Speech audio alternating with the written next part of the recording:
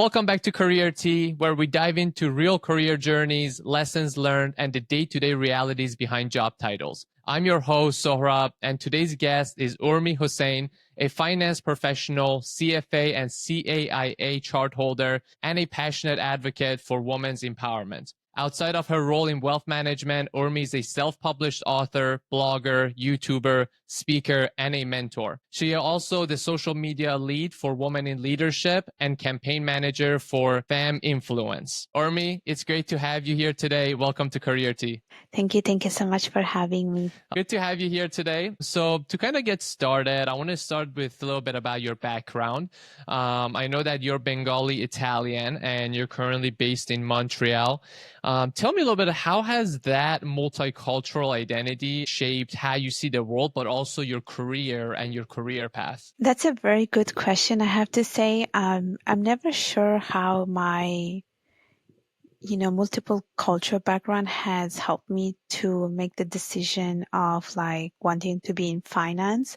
But I can definitely say that the fact that I am multicultural, it does make me a very dynamic person and a very open-minded person. And it's a critical thing in finance finance is very dynamic in a sense. And I feel like in that sense, my personality matches a lot with finance, which is why I chose it.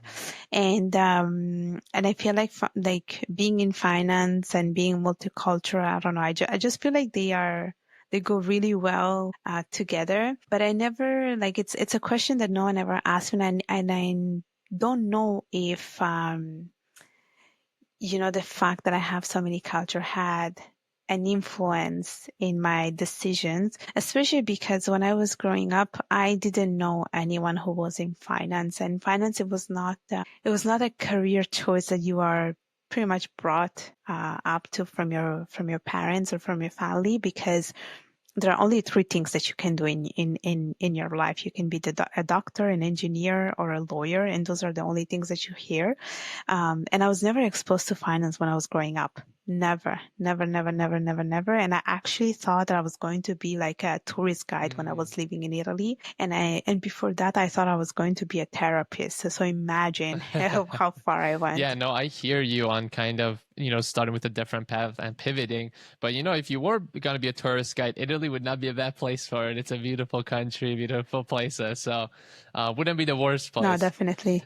Do you think that, you just said that it kind of helped you with your experiences? Do you think that kind of the mix of cultures gave you like a different lens in like the workplace, and essentially like you said, connecting with people with different backgrounds, because now you understand, I guess, their characteristics, right?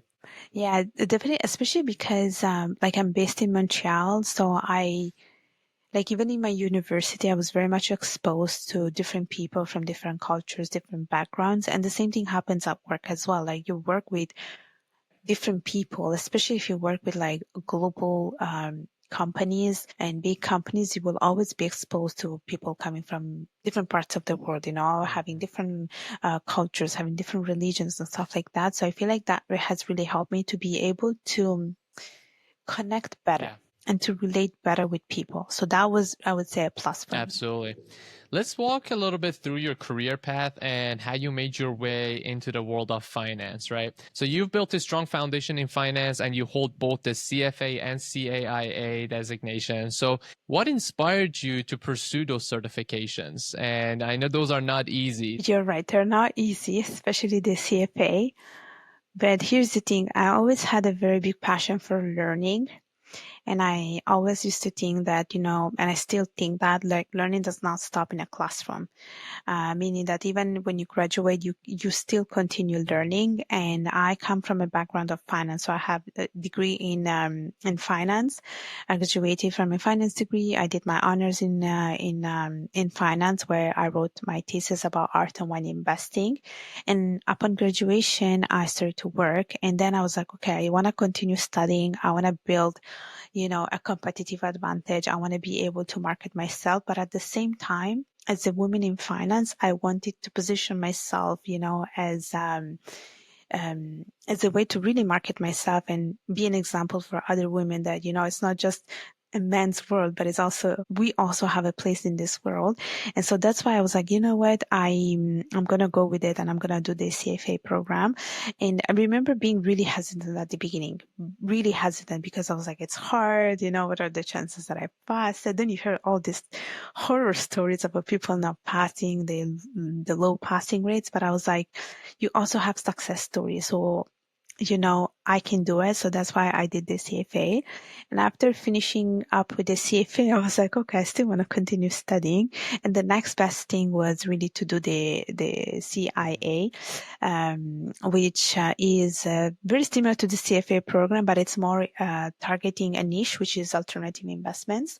And that too, I very much enjoyed it. Like for me, every single moment where I have studied was enjoyable. So that's why it made it easy for me. Do you think taking those courses, I mean, that's the course of certifications, especially like, you already got your CFA, already a very, high level prestigious certification to get. Do you think getting the CAIA helped you in your career path as well? I know you definitely learned stuff which helped you personally and kind of adding to your value and skill set, but do you think it helped you professionally as well? So did it help me professionally? I can definitely say the CFA, yes, because I feel like no matter what, just the fact of having those 3 letters next to your name, they make you really respectable. Like like people look at you with a lot more respect and admiration. With the CAIA, I'm not going to say that it did not help me, but it definitely did help me with my knowledge, and it helps me to see opportunities. So because I work in a field where I don't technically need it for the time being, I'm not using it, but definitely I'm using like the CFA knowledge a lot more. And I would say that the CAIA knowledge is just complementing whatever I know already. Yeah, makes sense. I hear you on that. And now kind of pivoting to your, professional career and professional work. Right now you're in a wealth management role, your current role.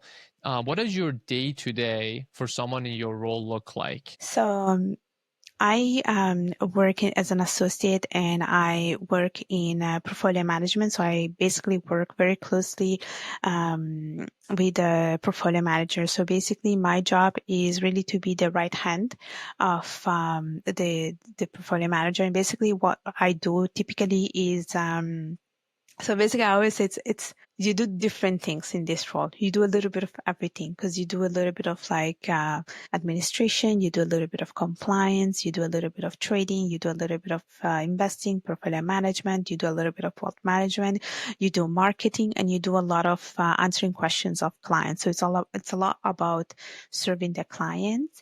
And my day really starts with running reports and seeing the trades that happened the day before, if there was any buy and sell, money being coming in, money being sent out. And then you see your day-to-day things, such as, maybe you have to do some rebalancing of the portfolios. Maybe you have to do some trading. Maybe you have to do some compliance to make sure that every single client's file is up to date. And then it can also entail doing research, where you're like researching opportunities, like funds where to invest money for your clients and so forth. And you do other things such as, marketing. So a lot of the times, the person, especially portfolio managers, they have a website, they have a LinkedIn profile, and there's someone behind doing the job. And so there's also that. And you have like projects, there are periods which are a lot busier during the year, and then there are periods which are less busier. And so depending on the periods, you do different tasks again.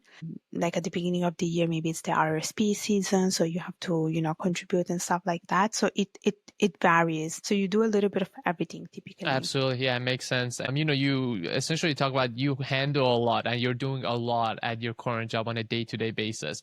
And I know earlier you mentioned that, the finance field has typically in the past, right, been kind of known as maybe a man's field, right? But we know that it's not like that anymore, right? And kind of got to get rid of that idea. So I guess what are some of the challenges that you either faced along the way as a, especially as a woman navigating the finance industry, or what are some challenges that you thought you would face and maybe you didn't? I think you touch upon a very important element. You said it's like very male dominated, and it is. And it is something that I have noticed even when I was in university. Like when I went to my classes, I I did realize we were like, let's say 6 people and there were like 10 women and the rest was just men. And I never paid attention to that. But when I started to work, I actually started to realize that everyone who's at the top of a company is usually men. You see less women, you see less representation. Um, was it a struggle or a challenge for me? It was not, meaning that I think that if you do the work, you will be rewarded for the work that you do. You really have to advocate for yourself. You really, like, your work has to speak for themselves.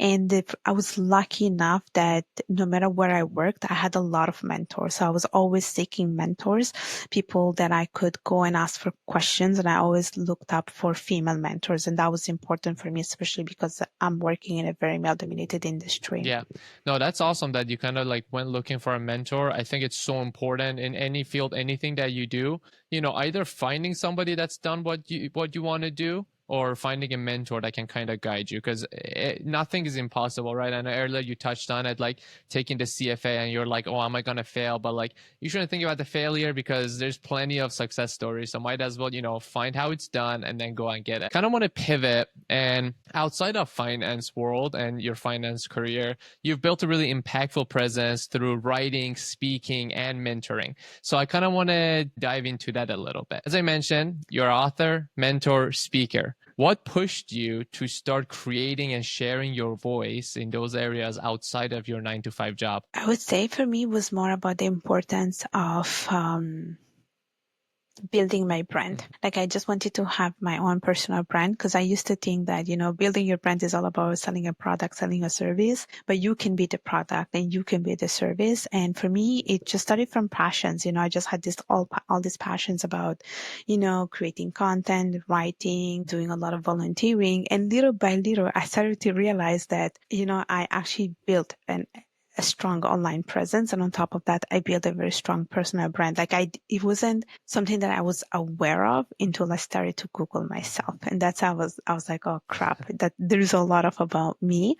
And I continue doing that. It just, it was a lot of my, I would say, curiosity that brought me to where I am. And for some things, I had really big passions. Like I always told myself I'm going to write a book. And for other things like mentoring, women's empowerment, it was something that I always wanted to do, and I always wanted to give back. And this is why I wanted to do those things and be associated with, big organizations. And the same thing with creating content, like even on my YouTube channel, I interview people that, are pursuing the CFA, or, people doing public speaking. And it's a way for me to really give back to the community. Yeah, absolutely. Yeah. And, speaking of you mentoring and being involved in women empowerment, you work closely with organizations like Women in Leadership and Femme Influence. Yeah. What kind of impact, right? I know you talk about it a little bit lightly here, but I guess what specific impact are you aiming to make through those organizations and that type of work? I do a lot of things, and yes, with women in leadership, especially, and family influence. And I also do like a lot of mentoring with other organizations. And really the goal is really to be able to build confidence and empower other women, which is something that I am. It's really close to my heart, like, being able to help other women, because I believe in this whole concept of, sisterhood and women helping each other. And it is something that I do very happily.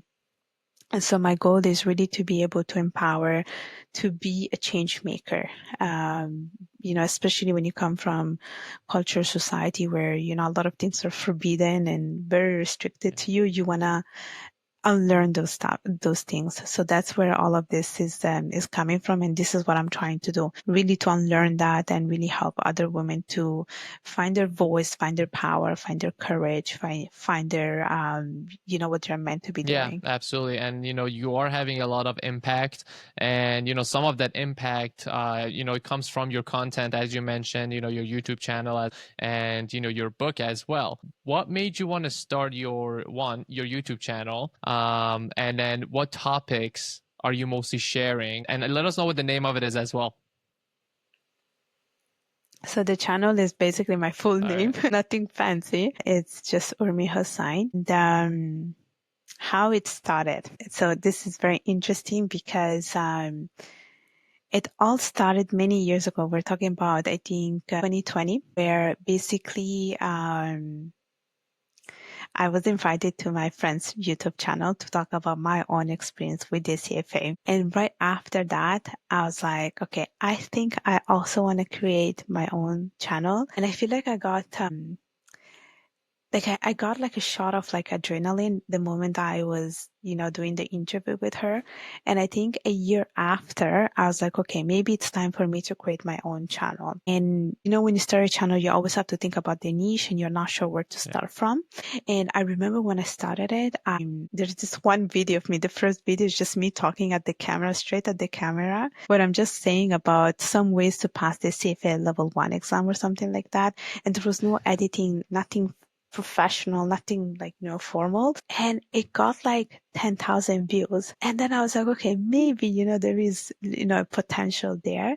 And so then what happened is I started it was sort of like a trial and error, and it was like a learning progress where I saw that there was a lot of demand for CFA content, a lot of it. It was crazy. There's so many. Of course, CFA is like known globally, and anywhere you go, people in finance know about the CFA. And so I saw that niche, and so I talk about CFA. I do have some solo content, but I also have interviews where I interview people who are pursuing level 1, level 2, level 3, people who have completed the program. I also have people that speak about the CAIA program because there is not enough content about it. There is not enough. And I also talk about my other two passions, which is, public speaking and language learning. For public speaking, I'm part of Toastmasters. So I do a lot of public speaking and I'm very passionate about it. I always admire people being able to speak really eloquently, and language learning because I grew up learning a lot of languages, and it's something that it's always very fascinating. How many languages do you speak? So this is what people make fun of me because I speak 4.5 because I say 4.5, the 0.5 being Spanish. Okay. I took I think 3 classes. I was pretty advanced. I was able to do presentations, but then as soon as I graduated, I stopped. And so I picked it up, I think last year, the year before. So I'm doing it regularly. So when I watch stuff, I understand, but the communication is it's where I struggle a little bit because my French just comes out naturally. But my goal is really to be able to tell the world it's 5 languages and not 4.5. What are the other 4? It's French, English, Italian, and Bengali. Got it. Nice. And you mentioned that, you are very interested in public speaking and you like to coach people in public speaking as well. If somebody's listening right now and they're terrified of, being in front of audience, speaking out in public, what's one advice you have for them or one practice that they can do on their own to get better at public speaking? So I will tell you what I did from my personal experience, which was to join the Toastmasters Club. I don't know if you're familiar with the Toastmasters, which is a nonprofit organization where you practice your public speaking skills and you are in a very safe environment. You are in a very small group. Depending on which club you join, you usually can have between 10 to 20 people, sometimes even 40. Those are great places to start if you are afraid of speaking because you don't have a huge, crowd. It's a very small crowd and everyone is at your level. You will have people that are a bit more experienced. You will have people that are less experienced, but everyone started from the bottom. And so you will feel safe to go there and speak, and they put you right on the spot, meaning that as soon as you go there, they make you speak. They ask you to introduce yourself. They call you to do a mini speech, but they will guide you through it. And then that's how you become aware of, how you can improve yourself. And so my advice would be really to go to a Toastmasters club, and you don't need to commit to it. Like, you can just go as a guest and it's free.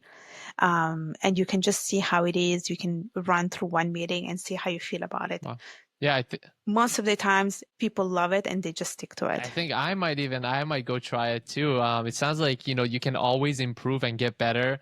And even though I do this podcast now and I talk to a lot of people, sometimes I get nervous too, in front of like a big audience. So this is going to be something that I'm going to check out too and see if I can attend one around my area.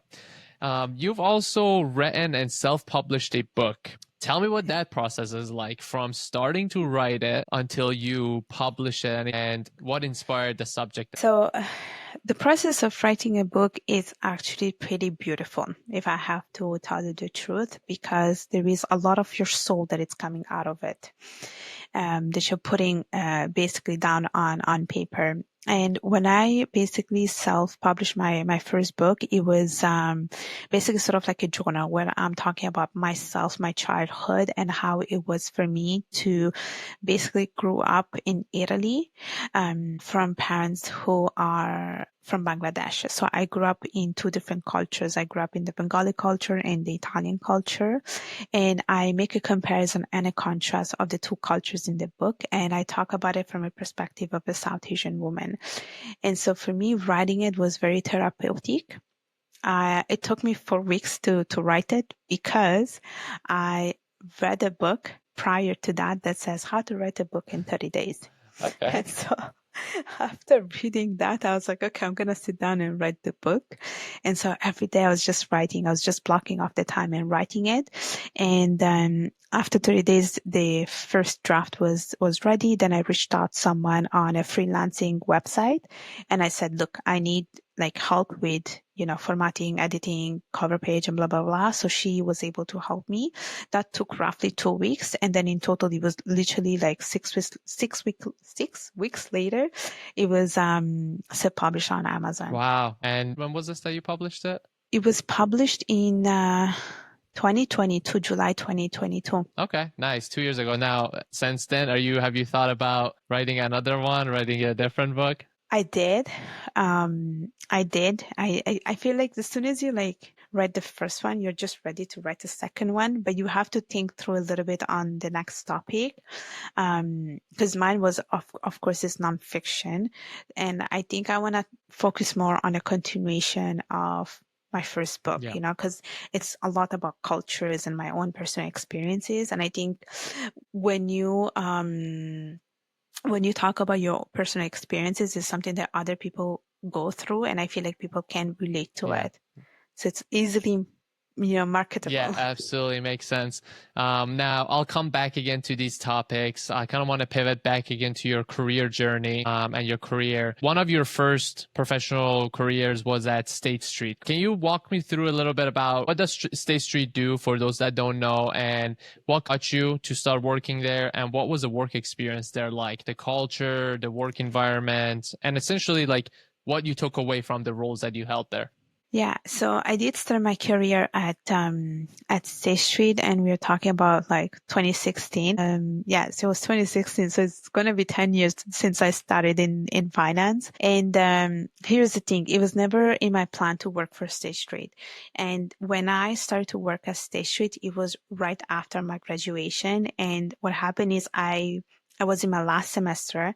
I went to a career fair and I saw people looking for people, and I was like, okay, I'm just gonna go around and give my resume. And then at the time, State Street was really hot in the markets, so I was like, you know what, let me just give my resume and let's figure out what happens. So I gave my resume and mingled a little bit with the recruiter.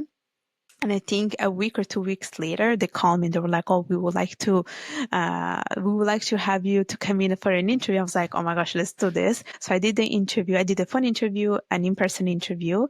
And then I think a week later, they told me that I was hired. as an intern. So I was hired as an intern. And so while I was an intern, so basically what happened is I was having my regular job 8:30 to 5. And then after that, I would go to school because I had some classes left.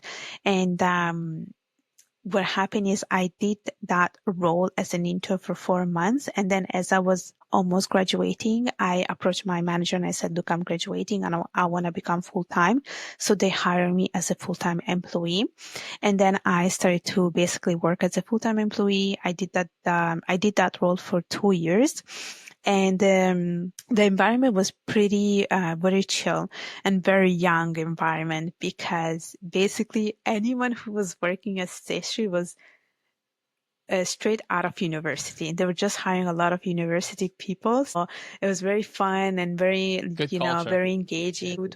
Yeah, Sorry? like good, fun atmosphere and culture. Exactly. So, we would do like a lot of events and stuff like that. So it was very fun. And I did that role for 2 years. And for those of you who do not know, so State Street, it's a company based in Boston.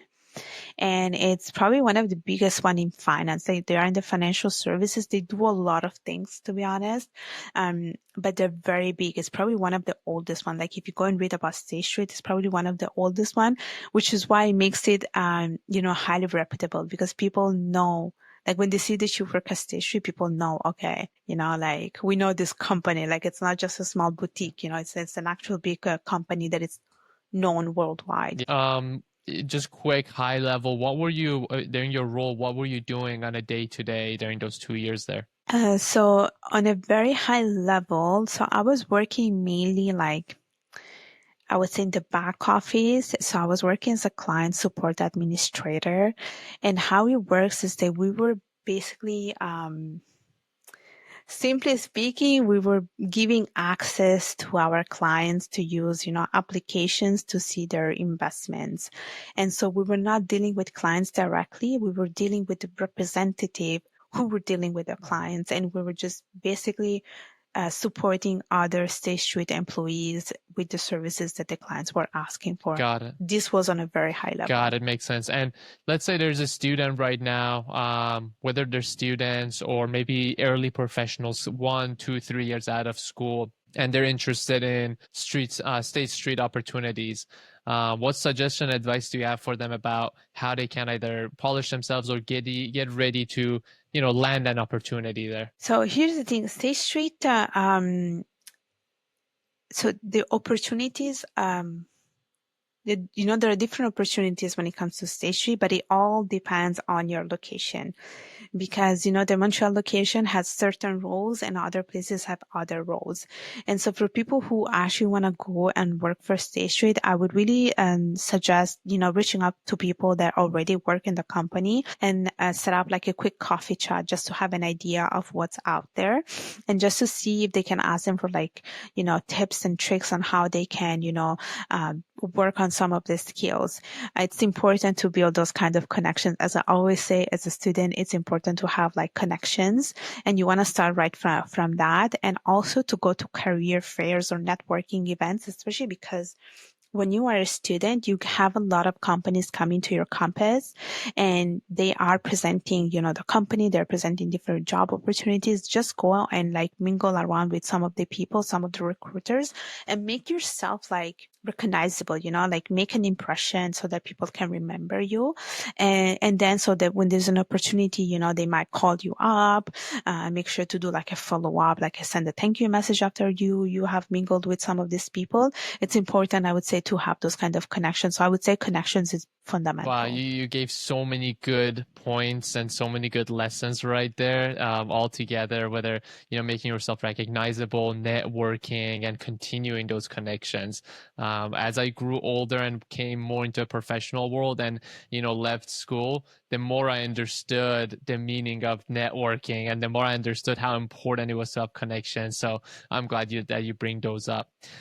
So after State Street, you left and you went to Maples Group. Now I want to learn a little bit about what was Maples Group like? What do they do? And what was that transition like from going from State Street to Maples Group? So when I transitioned from State Street to Maples Group, I went to a completely different side of finance, meaning that I touched upon compliance. And so I was doing a lot of KYC, like know your client, or anti-money laundering.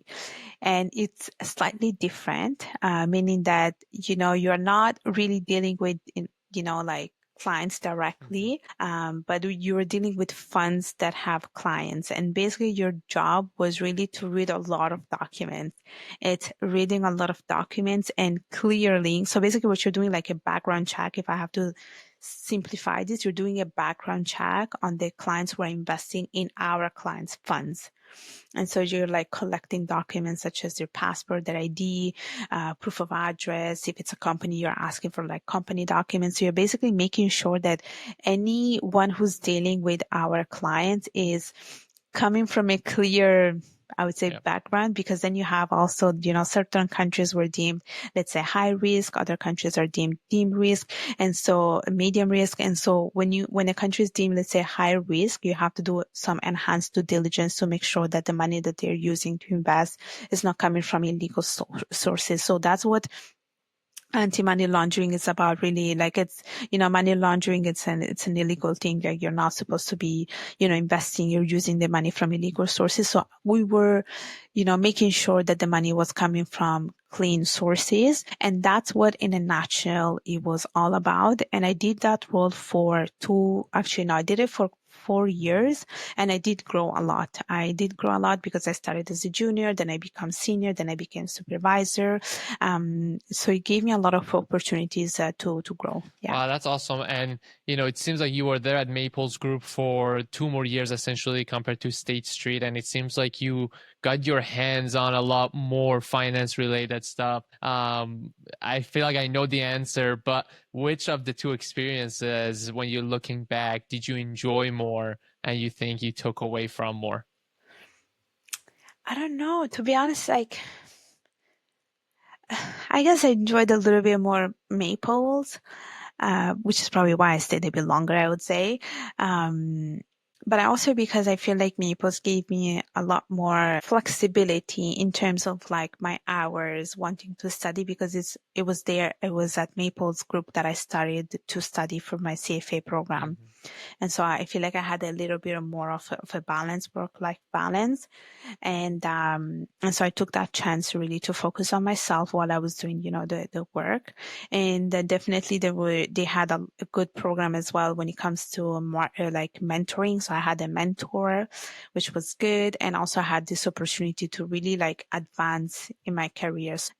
I got promoted. So I got promoted twice. So definitely there were opportunities for me to grow. Yeah. And you mentioned that how State Street had like a young, personnel, and, that atmosphere was more young. How was it at Maples Group? It was a bit more mixed. We did have, so at the junior level, you did have a lot more like young people. And then as soon as you started to go like a bit higher level, then you had people that were like a bit older, closer to 50s. It was a bit more mixed, I would say. But still, you had a very young environment, but not as young compared to State Street. Yeah, no, that makes sense. So after Maples Group, you're at your current job, which we spoke about earlier, about, what you do on your day-to-day. Looking back at your 3 full-time professional, careers, which one, and as well as all the other extracurricular activities that you do, which one do you think has been the most rewarding and something that you take away most from? Most rewarding. And it could be from your extracurriculars as well, and the groups that you partake in. I mean, definitely everything that I do in my extracurricular activities are very, very rewarding, because, my volunteering activities, I don't get paid for any of these things, but they do bring me a lot of fulfillment and satisfaction, because I do the things that I love the most. Being able to help other people, being to use my voice to make a change, being to use my creativity to create content. I think that's probably one of the most beautiful things ever. And that brings me a lot of fulfillment. But I would definitely say that what I am right now, even like work-wise, is what I wanted to be eventually, because my end goal was really to work in portfolio management. This is what I have began with. This is what I have studied. I studied to work in finance. I, been wanting to work in portfolio management, especially after completing the CFA program. So I feel like I reached my end destination, but I'm also open to opportunities. Like I never close the door. No, absolutely. So I want to ask you a couple questions. Those will be like fast questions, just first thing that comes to your mind. Well, if you need to think about it a little bit, that's okay too. But I always ask my guests, what is a book that either really influenced them or they enjoyed reading that they would suggest to listeners right now that could be maybe their next book that they're going to read? This is probably the toughest question out of all of them because I love reading. I read nonstop, and I always try to aim at least like 12 books per year. So I read one book per month, but I usually read a bit more than that. And I'm just going to tell you whichever is coming up in my mind because I have to give you a name. And the book that I very much enjoyed is called The Ikigai. I don't know if you're familiar with this book, but it's pretty popular. Okay. And so the Ikigai it's a Japanese concept that explains you about your reason of being. And so there is a diagram that explains you basically have to combine your passions and what you're good at and who you're serving to find your reason for being and what you're meant to be doing in your life. And so it was very interesting because it uses examples of people who are based in Japan and what they're doing to pursue their ikigai, and it gives you, I would say, tools to reflect a little bit about what your ikigai is and what you're meant to be doing in this world. And so that was a very good book because even without realizing it, I felt like I was always following my ikigai and doing the things that I love, but I never paid attention to that. Damn, that's awesome. I'm definitely going to check that book out. Could you repeat the name of it? Maybe spell it. The ikigai, it's IKIJ. No, not J, G, A. Got it. Okay. I will definitely check that out. Sounds very interesting. So my last question, which is maybe the most important question, this is for essentially anybody that's listening, that are going to check out this episode and they listen to your story and they're like, they like your path that you're going on. Maybe they want to pivot towards the route that you're on. What's one piece of advice that you could leave them with that would help them essentially on their journey? So I would say, very simply speaking, I would say to basically adopt a mindset of being a lifelong learner. And if they're always, hungry for knowledge and willing to learn, they will always go very far ahead in life, especially in their career. Wow, thank you for that. That's amazing. And I agree because the world's always evolving. There's always new things being born. So I forgot who said it, but someone said a quote where they said, when you stop learning, you start dying. And I agree with that. You have to continue learning to evolve. There you go. Well, Urmi, this has been such an inspiring and exciting conversation with you. I really appreciate how much, you put towards this episode, the knowledge and inspiration that you shared for anybody that's listening, as well as myself. And from, being in finance to mentoring to content creation, I will definitely check out your YouTube channel. I will check out your book as well. And we'll put those in the link for anybody that wants to go and, follow your channel. Thanks again for coming on Career Tea, and hopefully we'll have you back on again in the future. And I'm excited to keep watching your journey unfold. Thank you.